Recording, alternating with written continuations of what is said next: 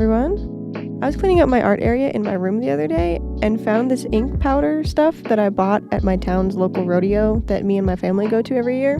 And I thought it'd be fun to try it out and make a little video out of it, so that's what we're doing today. Now, the instructions are pretty simple, but they used a pinch as a measurement, so I'm not confident in how this is going to turn out. But it's just like in this small plastic bag, which is like not cleaned off at all, so it's kind of spreading powder all over my desk and stuff. But before we get to mixing it, I want to come up with a sketch to use it on, because I'm worried about it drying out and not being usable. So we're going to do the sketch first. My first thought was to redraw one of my old Inktober drawings from like my first year of doing Inktober. So I had to dig out all of my various sketchbooks that my Inktober drawings are scattered through and dug through them. Ignore this one's cover. I went through a phase where I named literally everything in my room, and when I say everything, I mean everything. I named plants, trinkets, my bed, coats. Some of my stuff still has labels on it from when I got a hold of my dad's label maker. So yeah, this sketchbook's name is Gareth. As fun as it was flipping through all of my old drawings, I wasn't feeling inspired by any of them, but I wanted something more simple in case this ink doesn't work super great, because if I put a ton of time into a drawing just for it to be ruined by a $3 gimmick, I will actually cry.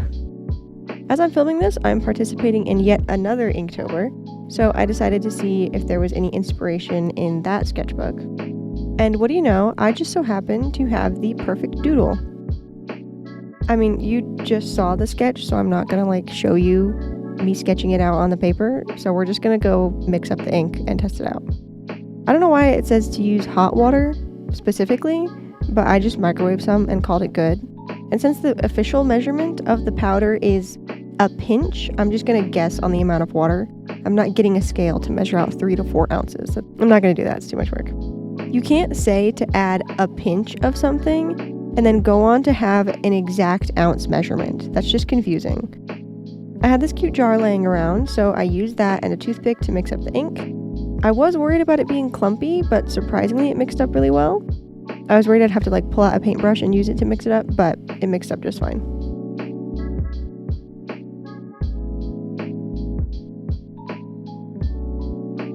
As for what I'm going to use to draw with the ink, I have a whole set of dip pen nibs, but I can't find them. So these are my two options. One is obviously a feather quill, but the other one, if you don't already know, is a glass dip pen. And I got this forever ago and I remember not really liking it, so I just ended up using the feather pen. And I was really surprised that this ink worked as well as it did.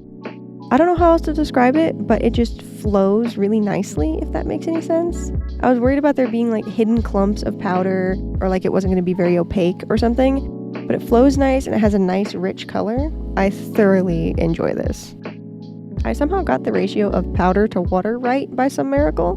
So now that I'm done being amazed that the thing I bought worked without any hiccups, let's get to testing it out on the full piece of paper. I just found this random piece of multimedia paper and cut it in half before I started sketching on it and stuff. And again, I literally just copied my drawing from Inktober, so we skipped that whole sketching process.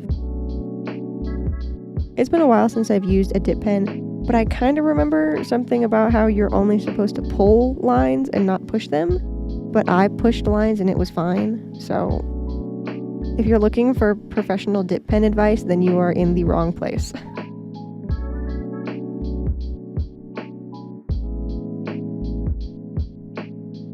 My luck of having everything go smoothly the first time ran out because I had the bright idea of adding more detail to the teeth of the skull, and you can see the moment of instant regret. I should have just stopped there, but I thought maybe I could fix it, and I bet you can guess what happened. I couldn't fix it. So we will be going in with a white paint marker later to fix that, but for now let's just move on. I don't know if it was a bad idea to try and color in the eyes with the pen or not. Maybe I should have used a brush to do that, but the nib worked just fine for me. It was a little tedious, and it did kind of tear up the paper in some places, but it didn't turn out patchy or anything, so I think it's fine. One thing that I've never been able to really get a handle on using a dip pen is using it to create line weight. Maybe the nib on this pen is too stiff to really do that, I don't know. If you've never used a calligraphy pen before, they have a fancy tip that's split down the middle and spreads out when you put pressure on it. So it makes those cool sweeps in ink that you see in like fancy calligraphy writing and stuff. When you use it for line work on your art, it does the same thing, but we call it line weight, which just means like the line has a different thickness. So ideally, you should get some nice line weight variation from a dip pen, but mine doesn't do that. Or it's just a skill issue. It could be either one of those. Once again, this is not the place for professional dip pen advice, okay? I do probably just need more practice using a dip pen though, if we're being honest.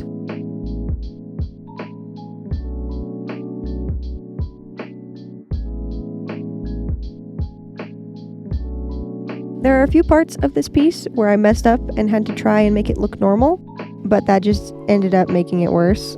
So, you live and you learn, I guess.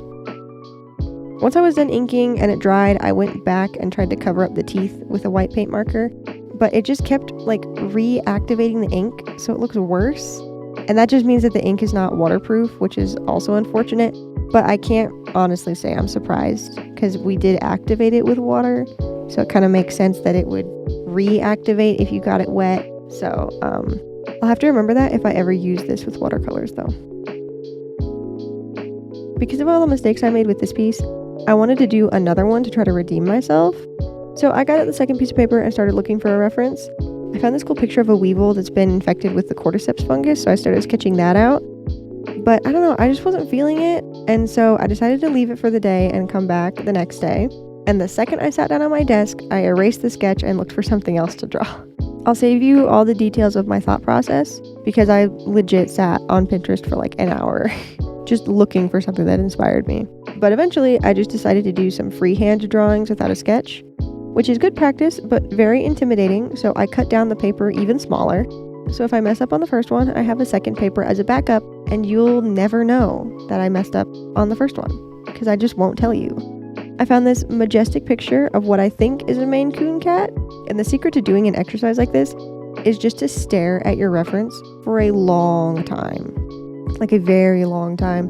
Look at every possible thing you can before you start drawing, and it kind of preps your brain to tell your hands to do the right thing. But I did kind of freak out when doing the face, but the rest of the cat turned out pretty good, so it's fine. Since it doesn't look like it was drawn by an artist from the 17th century, I added in a little table so it wasn't just floating in the void, and then some hatching in the background, which my grandma said looked like wind or rain, and honestly I kind of see it. Usually having a camera filming while I sketch negates all of my years of practice. It's just like I don't know how to do it anymore. So I'm surprised this turned out so well. I decided to do another doodle on the other paper, but kept it simple so there's really not much to talk about with this one. So I'm just gonna like yap about the ink now because that's like the whole point of the video. Honestly, I really like this ink. I've used India ink before, so that's kind of my only exposure to ink types or whatever. But I like this random Ziploc bag of ink powder better than the fancy India ink. It just flows better and the color is nice and rich. I'm definitely going to use this more in the future. This might be the comeback of black line art for me because I haven't done black line art on my work for a while. I'm going to have to see if I can find where they sourced this stuff from because maybe I could find it cheaper. This pack was $3 from a souvenir shop at a rodeo. They 100% marked it up. So I'm hoping I can get more powder for less money. That sounded weird, but you know what I'm talking about. My final rating is like a 9 out of 10 for this stuff. The only reason I don't give it a 10 is because it's hard to wash the powder off your fingers. As I'm writing this script, I can still see the powder in the crevices of my fingerprint. Other than that, this was a fun little experiment. I have a new art supply to have fun with. And it was a nice break from Inktober, even though I'm not sure if this video will come out before my Inktober one or not. Anyways, thank you so much for watching, and I will see you next time. Bye bye!